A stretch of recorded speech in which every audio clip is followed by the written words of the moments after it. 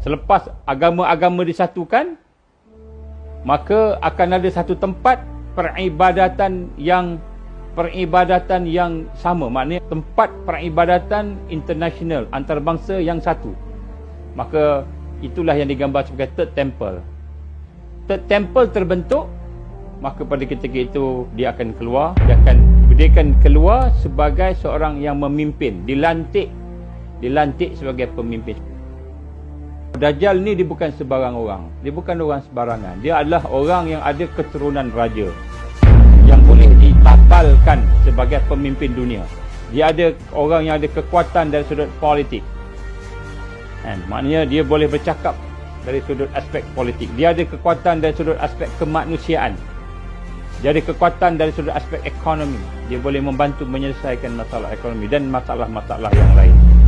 Maka peringkat kedua selepas daripada One World Religion adalah akan keluarnya tempat ibadah yang satu. Maknanya bila One World Religion tu dah ada, agama digabungkan, tentulah mesti ada satu tempat di mana semua agama boleh bergabung, bersembahyang, beribadah di satu tempat.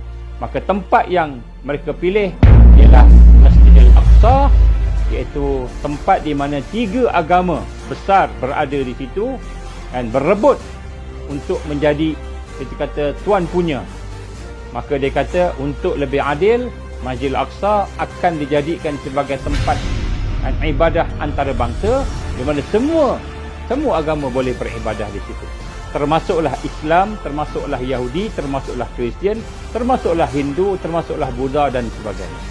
Maka apabila Masjidil Aqsa telah dijadikan sebagai tempat beribadah seluruh agama, pada masa itu, tak lama selepas itu, dia akan dipilih. Maknanya mereka akan melantik seorang memimpin, seorang yang akan memimpin agama-agama yang telah dipersetujui itu bergabung di Masjidil Aqsa, yang akan ditukarkan bukan lagi Masjidil Aqsa, sebab dia kata kalau Masjidil Aqsa itu akan jadi orang Islam punya, maka dia akan tukar kepada the Third Temple, tempat ibadah yang kita melihat Bani Yahudi sebut sebagai Haikal Sulaiman, Solomon Temple, ataupun dipanggil sebagai the Third Temple. So the Third Temple ini akan jadi tempat ibadah yang dibina oleh 70 negara, 70 nation, 70 negara. Jadi yang bina itu bukan Israel. Israel itu kan tolong bangun aja.